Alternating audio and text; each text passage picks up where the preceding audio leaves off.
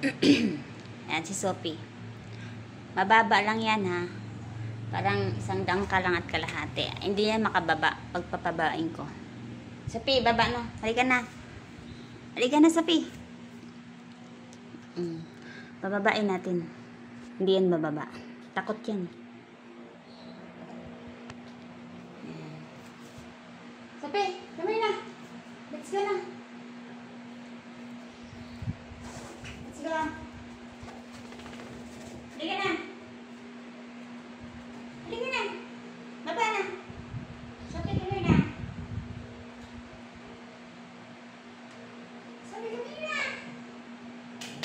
Halika na. Sophie. Down. Diba? Hindi siya makababa. Baba. Baba na. Down. Halika na. Down. Baba na. Baba na. Halika na. Talon ka na. Sige. Kaya mo yan. Sige na. Baba na. Sige na.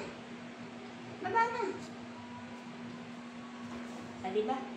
Hindi siya makababa.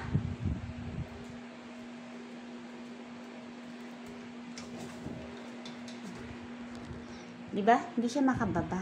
Takot siya. Pero, kita niyo to? Yan. Bahay niya yan. Pag yan, galawin ko.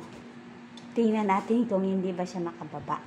Pag yan ginalaw ko, bahay niya yan. Tingnan natin ha. Saan natin ipapesto yung camera? Ayan. Dito natin ipapesto yung camera. Ayan, si Sophie.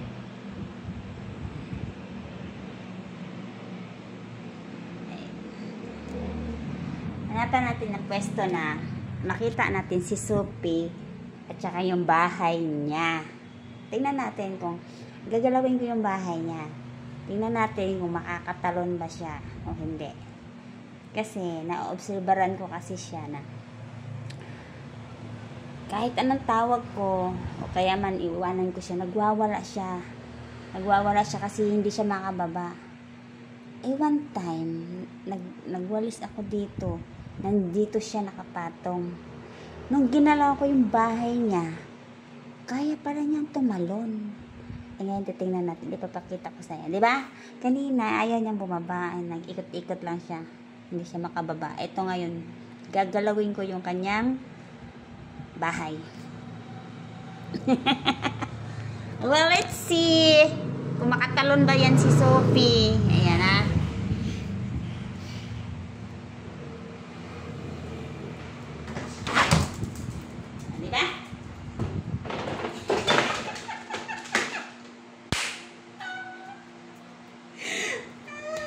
Diba?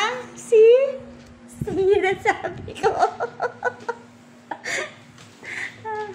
Sabi ko kasi nandiyan siya sa loob. Basta pagdating sa bahay niya, talaga nakakatalon siya. Overprotective siya sa bahay niya. Ayaw niya talaga na ginagalaw yung bahay niya. Ayaw niya na ginagalaw ko. Kita mo, nakatalon. Kahit nga, nasa kusina ako, tawag siya ng tawag dito, nagwawala na kasi hindi makababa. Iyan lang pala, ang makakapagpababa sa kanya yung bahay niya, pag ginalaw.